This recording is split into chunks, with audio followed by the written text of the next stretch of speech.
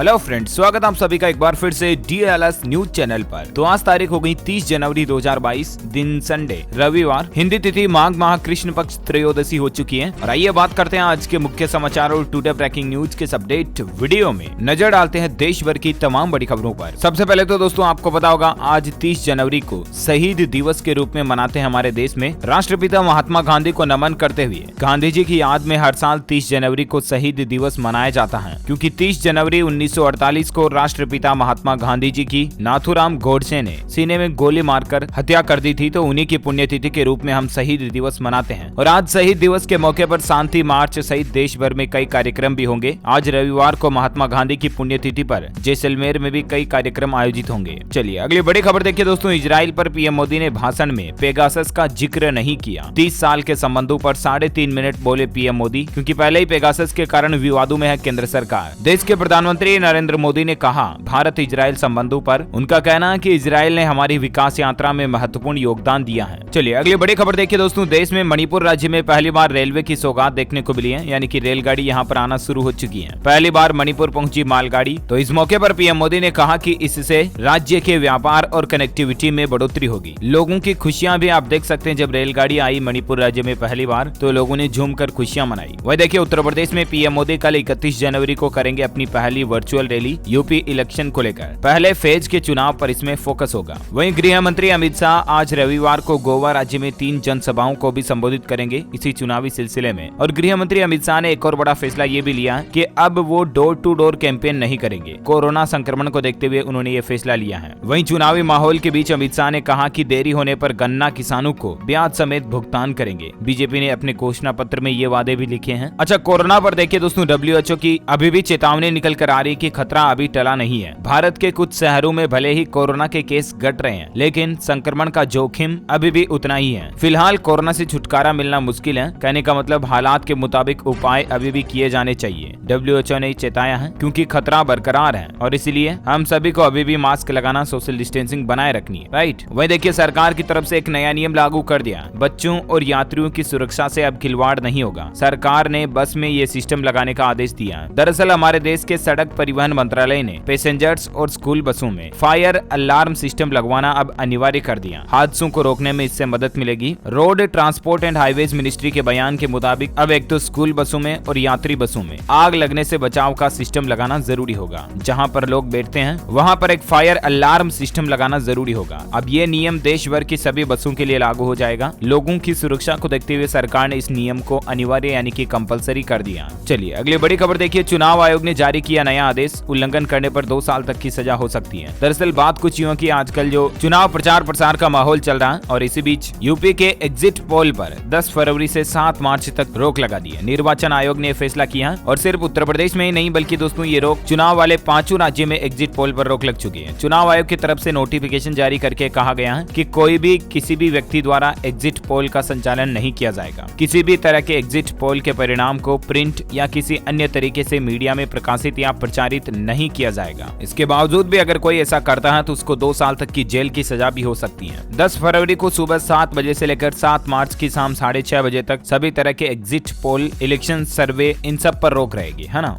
अच्छा, वहीं देखिए बड़ी खबर। फर्जी मोबाइल हेडसेट के इस्तेमाल को रोकने के लिए भारत और एशियाई देशों ने नई कार्य योजना को मंजूरी दे दी है। और इस निर्णय के बाद अब चोरी के और नकली मोबाइल फोन के इस्तेमाल पर भारत समेत एशियाई देशों में रोक लगेगी। वर्क प्लान बनाने पर सहमति बन चुकी है। जी हाँ, association of south east Asian Nations की बैठक में चोरी के और नकली मोबाइल फोन के इस्तेमाल पर रोक के लिए सहमति बन चुकी है। और अब इन सभी एशियाई देशों में भारत समेत जितनी भी एशियन कंट्रीज हैं उनमें इस तरह के मोबाइल फोन पर रोक लगेगी और इससे अपराध, क्राइम वगैरह भी कम होंगे। चलिए अगला अपडेट देखिए दोस्तों। भोपाल बिलासपुर एक्सप्रेस ट्रेन 31 जनवरी से फिर से चलने लगेगी। इतने दिन इस पर रोक लग रही थी। वहीं देखिए टोयोटा बना रही है चांद पर चलने वाली कार। जापान स्पेस एजेंसी के साथ मिलकर ये लॉन्च करेगी और ये इस तरह की कार होगी जो चांद पर भी चल सकेगी। टोयोटा ने लैंड क्रूजर के जैसे ही इस व्हीकल को लूनर क्रूजर नाम दिया है। कंपनी इसका डिजाइन जाक्सा के साथ मिलकर तैयार कर रही है। वहीं टेक्नोलॉजी पर एक और बड़ी खबर देखिए। अब व्हाट्सएप यूजर्स नहीं जाएंगे जेल। ग्रुप एडमिन के लिए एक बेहद खास फीचर व्हाट्सएप लेकर आ रहा है। दरअसल आपको पता होगा कि बहुत बार ऐसे केसेस देखे जाते हैं कि व्हाट्सएप ग्रुप में अगर कोई मेंबर भी किसी तरह का गलत मैसेज भेज देता है तो ग्रुप एडमिन को इसके लिए सजा भुगतनी पड़ती है, राइट। लेकिन अब व्हाट्सएप ग्रुप एडमिन को यह अधिकार देगा कि ग्रुप एडमिन किसी भी मेंबर के मैसेज को डिलीट कर पाएगा। जल्द ही व्हाट्सएप के नए अपडेट में आपको ये फीचर मिल जाएगा। चलिए अगला अपडेट देखिए दोस्तों, पद्मश्री पुरस्कार की घोषणा के 3 दिन बाद ही बाबा इकबाल सिंह का निधन हो चुका है। इनके निधन पर पीएम मोदी समेत कई नेताओं ने दुख जताया। ईश्वर इनकी आत्मा को शांति दे, हमारी यही प्रार्थना है। चलिए अगली बड़ी खबर देखिए, अगर आपका भी पीएफ खाता है तो सावधान हो जाइए। पीएफ खाता धारकों पर ऑनलाइन धोखाधड़ी का खतरा मंडरा रहा और ईपीएफओ ने उससे बचने का तरीका भी बताया। दरअसल ईपीएफओ का कहना है कि ईपीएफओ कभी भी अपने सदस्यों से फोन, सोशल मीडिया, व्हाट्सएप के माध्यम से Aadhaar card, PAN card, UAN number, bank खाते, ओटीपी समेत किसी भी तरह की पर्सनल जानकारी नहीं मांगता है। और ऐसी जानकारी अगर आपको कोई व्हाट्सएप वगैरह पर मांग रहा है तो इसका मतलब आपके साथ धोखाधड़ी, फ्रॉड हो सकता है। किसी भी सेवा के लिए ईपीएफओ कभी भी व्हाट्सएप या सोशल मीडिया आदि के माध्यम से कोई राशि जमा करने के लिए भी नहीं कहता है और इसीलिए ऐसे किसी भी मैसेज पर विश्वास ना करें, वरना आपके साथ फ्रॉड हो सकता है। ओके, चलिए अगला अपडेट देखिए दोस्तों, 31 जनवरी और 1 फरवरी को दोनों सदनों में नहीं होगा शून्यकाल। बजट के चलते सरकार ने ये फैसला लिया है। जी हाँ, लोकसभा के 8वें बजट सत्र की शुरुआत देश के राष्ट्रपति रामनाथ कोविंद के अभिभाषण से होगी। वह 31 जनवरी को राष्ट्रपति सदन के दोनों सदनों को संबोधित करेंगे। वह देखिए बड़ी खबर, इस साल महंगाई होगी सबसे बड़ी परेशानी। इन्फ्लेशन के कारण ग्लोबल इकोनॉमी के ग्रोथ का अनुमान घटाया गया और इसके कारण देश में इस साल भी महंगाई लोगों के लिए परेशानी बनी रहेगी। हालांकि दोस्तों बजट के बाद जब 1 फरवरी को बजट अनाउंस होगा उसके बाद मोबाइल फोन समेत इलेक्ट्रॉनिक गैजेट्स जो है वो सस्ते हो सकते हैं, क्योंकि ऐसी मीडिया रिपोर्ट्स आ रही हैं कि सरकार इलेक्ट्रॉनिक आइटम्स पर कस्टम ड्यूटी में कटौती का ऐलान कर सकती है। अब ऐसी में भी प्लानिंग चल रही है, एक्सपेक्टेड मीडिया रिपोर्ट्स हैं ये। बाकी बजट में एमएसएमई को भी प्रोत्साहन देने के लिए सरकार कुछ जरूरी कदम उठाए, इस तरह की मांग की जा रही है। तो वहीं हॉस्पिटैलिटी सेक्टर पर भी खास ध्यान देने की मांग बजट में सरकार से है। चलिए अगला अपडेट देखिए, बीटिंग द रिट्रीट समारोह का समापन हो चुका है और पहली बार देश में लेजर शो के जरिए भारत की गाथा का गुणगान हुआ। इसकी कुछ तस्वीरें और वीडियो फुटेज आप देख सकते हैं। 1000 ड्रोन से भारत में आसमान में कई तरह के नजारों का समारोह उत्सव जो चल रहा था वो अब आखिरकार खत्म हो चुका। बीटिंग द रिट्रीट, पहली बार गूंजी ए मेरे वतन के लोगों की धुन।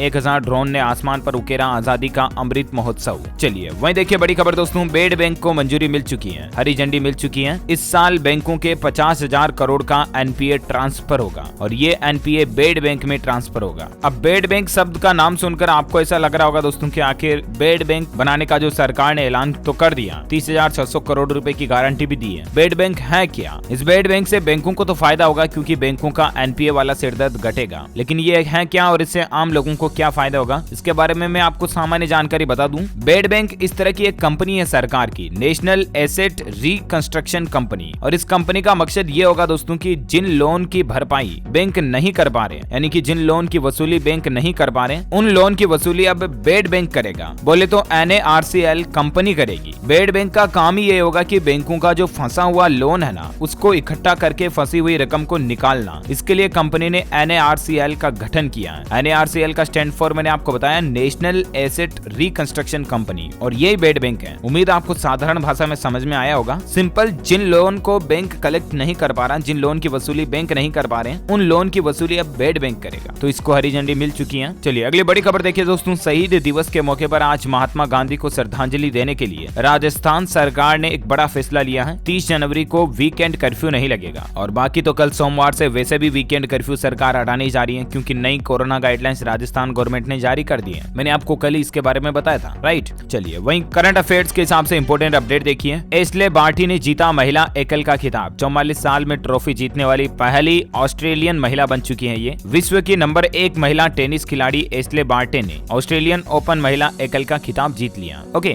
वही देखिए टेक्नोलॉजी पर बड़ी खबर। आईफोन में अब आपको इस तरह का जबरदस्त फीचर मिलेगा कि आप मास्क पहन करके भी फेस अनलॉक के जरिए अपने मोबाइल फोन का लॉक खोल पाओगे। बहुत जल्द आईफोन के नए अपडेट में आपको ये फीचर मिलेगा, है ना। और वही देखिए दोस्तों, किसान संगठनों का एक बार फिर से ऐलान किया गया कि 31 जनवरी को पूरे देश में प्रदर्शन करेंगे किसान भाई लोग। भारतीय किसान यूनियन के नेता राकेश टिकैत ने एक बार फिर से आंदोलन की चेतावनी दी है। उन्होंने कहा कि किसानों और सरकार के बीच हुई समझौते में फसलों के न्यूनतम समर्थन मूल्य MSP पर एक कमेटी के गठन की बात हुई थी, लेकिन सरकार ने अभी तक भी इस कमेटी का गठन नहीं किया और इसके विरोध में किसान भाई लोग कल 31 जनवरी को एक बार फिर से पूरे देश में प्रदर्शन करेंगे, क्योंकि अभी भी कड़कड़ाती ठंड में कई किसान भाई लोग धरने पर बैठे हुए हैं। इसी मांग को लेकर अब महापंचायत की तैयारी भी हो रही है। किसानों का ऐलान है कि 31 जनवरी को विश्वासघात दिवस मनाएंगे और 3 फरवरी से तो मिशन यूपी का अगला दौर भी शुरू करेंगे। यानी देखा जाए दोस्तों तो अभी भी किसान आंदोलन पूरी तरह से खत्म नहीं हुआ है, राइट। चलिए अगला अपडेट देखिए। अब नहीं खरीद पाएंगे आप वोल्क्सवैगन की ये पॉपुलर कार कंपनी ने इसका प्रोडक्शन बंद कर दिया। वोल्क्सवैगन ने भारत में अपनी पॉपुलर सेडान वेंटो का प्रोडक्शन बंद करने का फैसला किया है ना। वहीं देखिए रेल यात्रियों के लिए अपडेट है। रेलवे ने 400 से ज्यादा ट्रेनों को रद्द कर रखा है, तो अभी भी आप रेल यात्रा करने दौरान अपना टिकट बुक करने के लिए इंडियन रेलवे की वेबसाइट पर चेक कर लें। कुछ लिस्ट आप यहाँ पर भी देख सकते हैं। अच्छा, आंध्र प्रदेश सरकार ने सरकार के जो IAS कैडर के नियम है केंद्र सरकार के, उनके बदलावों का स्वागत किया है। लेकिन आंध्र प्रदेश के मुख्यमंत्री जगन मोहन रेड्डी ने PM मोदी से कुछ मांगे भी रखी है। उन्होंने पत्र लिखकर केंद्र सरकार की इस पहल का स्वागत करते हुए कहा कि प्रस्तावित संशोधन में राज्य सरकार या अधिकारी की सहमति जरूरी नहीं होगी। जिस अधिकारी का चयन केंद्र सरकार ने केंद्र की प्रतिनियुक्ति के लिए किया है, उसे राज्य सरकार को नियत समय में कार्य मुक्त करना होगा, भले ही राज्य सरकार की इच्छा न हो। ये तो नियम मतलब केंद्र सरकार ने IAS कैडर के नए नियमों में बनाया था, राइट। उन्होंने कहा कि मतलब राज्य की NOC की जरूरत की मौजूदा प्रक्रिया को बनाए रखने का विरोध किया। मतलब अगर राज्य सरकार की तरफ से NOC है तो उस कर्मचारी को सीधा उठा करके केंद्र सरकार अपने पास बुला सके, है ना। अच्छा, वहीं देखिए दोस्तों, 5G इंटरनेट के नाम पर जासूसी करने जा रहा चीन, क्योंकि चाइना जल्द ही अंतरिक्ष में भेजेगा 13,000 सैटेलाइट और इससे भारत और अमेरिका को खतरा हो सकता है। इस तरह की मीडिया रिपोर्ट्स भी आ रही है। वहीं आपकी हेल्थ से जुड़ी कोल्ड ड्रिंक्स वगैरह पर एक स्टडी देखिए। स्पोर्ट्स सप्लीमेंट्स मिलाकर लेने से ब्लड क्लोटिंग का खतरा बढ़ जाता है और इसके कारण हार्ट अटैक और लीवर डैमेज होने का जोखिम भी बढ़ जाता है। यहाँ तक कि इससे जान जाने का खतरा भी होता है। मतलब खास करके जो स्पोर्ट्स वगैरह के खिलाड़ी होते हैं ना, और जो जिम वगैरह जाते हैं, वो स्पेशल सप्लीमेंट्स की ड्रिंक्स वगैरह पीते हैं और कोल्ड ड्रिंक्स वगैरह पीना भी ज्यादा नुकसानदायक होती है शरीर के लिए। हाल ही में वैज्ञानिकों की स्टडी में इस बात का पता चला, इसलिए जरा संभल कर। वहीं देखिए दोस्तों, रूस से युद्ध की आशंकाओं के बीच यूक्रेन में भारत के 18,000 स्टूडेंट्स फंसे। भारतीय दूतावास ने इनकी डिटेल्स भी मांगी है। चलिए, वहीं देखिए बिहार की नीतीश सरकार ने एक बड़ा फैसला लिया है। मुख्यमंत्री राहत कोष से 3,704 कोरोना मृतकों के आश्रितों को दिए जाएंगे 4-4 लाख रुपए। ये वाकई में मतलब बिहार सरकार का अच्छा फैसला है। जिन लोगों के परिवारों में कोरोना के कारण किसी व्यक्ति की मौत हो चुकी है, उनको अब 4-4 लाख रुपए बिहार सरकार जो है आर्थिक सहायता राशि के रूप में देगी, है ना। वहीं देखिए उत्तराखंड के डॉक्टरों ने राज्य भर में आंदोलन की चेतावनी दी है सोमवार से ही, क्योंकि कोरोनेशन अस्पताल में मेडिकल स्टाफ के साथ एक मारपीट का मामला सामने आया और उसके बाद प्रांतीय चिकित्सा एवं स्वास्थ्य सेवा संघ ने कोरोनेशन अस्पताल में मेडिकल स्टाफ के साथ मारपीट के मामले में सोमवार को राज्य भर में डॉक्टरों की हड़ताल आंदोलन की चेतावनी दे डाली है। अब देखते हैं सरकार और डॉक्टरों के संगठन के बीच अगर कोई सहमति बन जाती तो अच्छी बात है। अच्छा, वहीं देखिए दोस्तों, बड़ी ही चौंका देने वाली बात, राजस्थान में JCB से मिलाया गया 242 क्विंटल चूरमा, 6 क्विंटल काजू बादाम किशमिश वगैरह भी इसमें डाले। जी हाँ, लिटरली ये जो आप देख पा रहे होंगे JCB से ऐसा लग रहा ना कि जैसे कोई रेत वगैरह डाल रही हो। ये रेत नहीं बल्कि वो चूरमा है, जो राजस्थानी थाली का एक भोजन में एक अहम मिठाई के रूप में जो चूरमा होता है ना, वो चूरमा है। ये राजस्थान के जयपुर जिले के कोटपुतली के गाँव में भेरूजी वगैरह का मंदिर है। यहाँ पर 13वें वार्षिकोत्सव के मौके पर आज 30 जनवरी को ये कार्यक्रम आयोजन होने जा रहा और इसमें 242 क्विंटल चूरमे को थ्रेशर की सहायता से तो पीसा और JCB की सहायता से मिलाया और फिर 6 ट्रॉलियों में भरकर रखा गया ताकि आज प्रसाद वगैरह के रूप में लोगों को बांटा जाएगा, है ना। मतलब कितनी अमेजिंग बात। अच्छा, खबरों का सिलसिला जारी रहेगा। अभी तो कुछ और इंपोर्टेंट खबरें और न्यूज हाइलाइट्स पर बातचीत करेंगे, लेकिन फिलहाल वक्त हो चुका दोस्तों आज के ताजा मौसम समाचार जानने का। देखिए दोस्तों, अभी ठंड से राहत मिलने वाली नहीं है। राजधानी दिल्ली, उत्तर प्रदेश समेत कई राज्यों में कड़ाके की सर्दी जारी रहेगी। मौसम विभाग का कहना है कि 5 फरवरी तक कई राज्यों में मौसम खराब रहेगा। देखिए, स्काईमेट वेदर की रिपोर्ट के मुताबिक संपूर्ण भारत का आज 30 जनवरी 2022 का मौसम पूर्वानुमान आखिर क्या कहता है, तो आपको बता दूं अगले 24 घंटों के दौरान पश्चिमी हिमालय के ऊपरी इलाकों में हल्की बारिश और हिमपात की संभावना है। वहीं तटीय तमिलनाडु, रायलसीमा, केरल और लक्षद्वीप के भी अलग अलग हिस्सों में हल्की बारिश हो सकती है। राजस्थान, मध्य प्रदेश के अलग अलग हिस्सों में शीतलहर की स्थिति जारी रह सकती है। तो वहीं पूर्वी उत्तर प्रदेश और बिहार के कुछ हिस्सों में भी शीतलहर देखने को मिल सकती है। ओके, वेदर न्यूज के बाद फटाफट से कुछ कोरोना बुलेटिन देख लेते हैं। देखिए, भारत में पिछले 24 घंटों में 2,35,000 नए मामले देखे गए। कर्नाटक में 31 जनवरी से नाइट कर्फ्यू को हटाया गया और त्रिपुरा में भी स्कूल खोलने की घोषणा हो चुकी है। आपको बता दूं, त्रिपुरा राज्य में 31 जनवरी से पहले की तरह वापस स्कूल खुल जाएंगे। संक्रमण की दर में कमी आने के बाद राज्य सरकार ने इसको लेकर आदेश भी जारी कर दिया। कुछ और राज्यों ने भी स्कूल खोलने की घोषणा कर दी है। मैं आपको आगे बताऊंगा अपडेट। देखिए, भारत में पिछले 24 घंटों में 2,35,000 तो नए मामले आए, ठीक है ना। 871 लोगों ने जान गंवाई। दुनिया भर के ग्लोबल आंकड़े की बात करें तो 34,10,000 नए संक्रमित मिले। रूस में एक ही दिन में रिकॉर्ड तोड़ 1 लाख कोरोना केस देखे गए। महामारी में ऐसा पहली बार हुआ है। और ऐसे में दुनिया भर में टॉप 5 कंट्रीज कौन कौन से जिनमें कोरोना के मामले सबसे ज्यादा चल रहे हैं आप देख सकते हैं। अमेरिका, फ्रांस, ब्राजील और चौथे नंबर पर हमारा भारत है, 5वें पर जर्मनी। वही देखिए, राजधानी दिल्ली में पिछले 24 घंटों में कोरोना के 4,483 नए मामले आए, जबकि 8,807 लोग डिस्चार्ज हुए,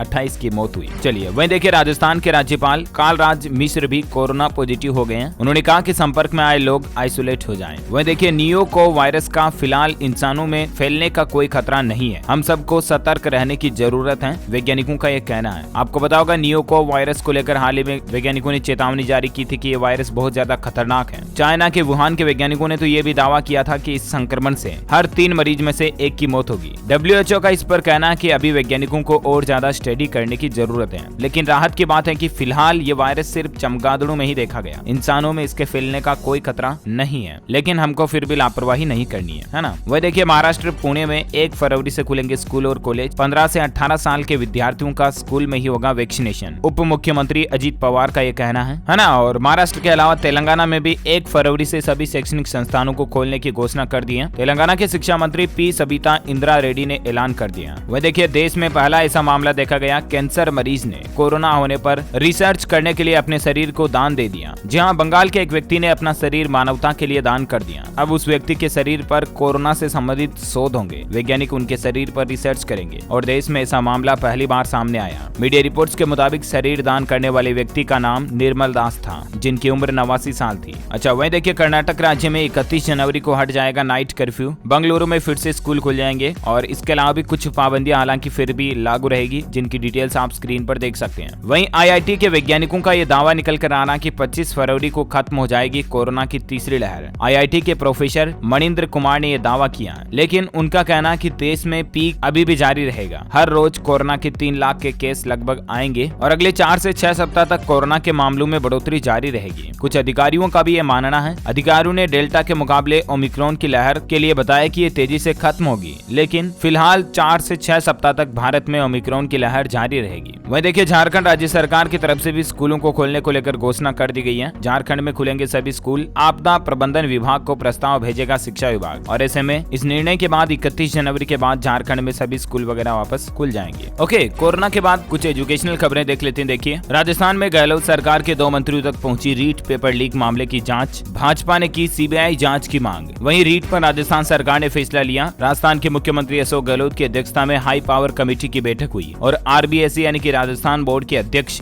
DP जरोली को पद से हटा दिया गया और सरकार का कहना है कि रीट में नकल करने वालों के रिजल्ट रद्द किए जाएंगे। SOG शिक्षा संकुल कोऑर्डिनेटर प्रदीप पाराशर को लेकर पहुंची हेडक्वार्टर और पूछताछ के बाद गिरफ्तारी भी संभव हो सकती है। सरकार का कहना है कि किसी भी अभ्यर्थी के साथ अन्याय नहीं होने देंगे। राजस्थान के मुख्यमंत्री अशोक गहलोत बोले कि गड़बड़ी करने वालों पर कार्रवाई करेंगे। बोर्ड अध्यक्ष को बर्खास्त करने के बाद गहलोत ने कहा कि एग्जाम में नकल रोकने को लेकर बजट सत्र में भी एक नया बिल लाएगी सरकार, ताकि गड़बड़ी करने वाले हर व्यक्ति पर कार्रवाई हो सके, है ना। और वही देखिए दोस्तों, हाल ही में भारतीय स्टेट बैंक ने जो भर्तियों को लेकर प्रेग्नेंट महिला कैंडिडेट के लिए कुछ नए नियम लागू किए थे ना, तो विवाद हुआ इसको लेकर और वापस SBI को अपना फैसला बदलना पड़ा। अब पुराने नियम ही जारी रहेंगे। दरअसल भारतीय स्टेट बैंक ने गर्भवती महिलाओं को कमजोर साबित करते हुए उनके लिए कुछ अलग नियम बनाए थे। तो आखिरकार नारी शक्ति के आगे SBI को झुकना पड़ा, क्योंकि ये मामला महिला आयोग के पास भी पहुंच चुका था। उसके बाद वापस नए भर्ती नियमों पर रोक लगा दी है। और नियम में क्या बदलाव किया था तो इसकी डिटेल्स आप देख सकते हैं दोस्तों, की 3 महीने से ज्यादा की गर्भवती महिलाओं को SBI ने अनफिट बताया था, लेकिन विरोध हुआ महिलाओं का और उसके बाद बैंक ने भर्ती नियम वापस ले लिए। पहले से तय गाइडलाइन में बच्चे के जन्म के 6 महीने बाद गर्भवती महिला के बैंक में भर्ती किए जाने का प्रावधान है। अच्छा वहीं देखिए, अब इस राज्य में हिंदी में होगी MBBS की पढ़ाई। राज्य के चिकित्सा मंत्री, पहले तो चिकित्सा शिक्षा मंत्री ने घोषणा कर दी है। काफी दिनों से बातचीत चली रही है। मध्य प्रदेश राज्य सरकार जो है अब इस तरह का नया नियम, नई व्यवस्था बनाने जा रही है एजुकेशन सिस्टम में कि MBBS की पढ़ाई हिंदी में भी हो पाएगी। डॉक्टर वगैरह का जो कोर्स होता है ना,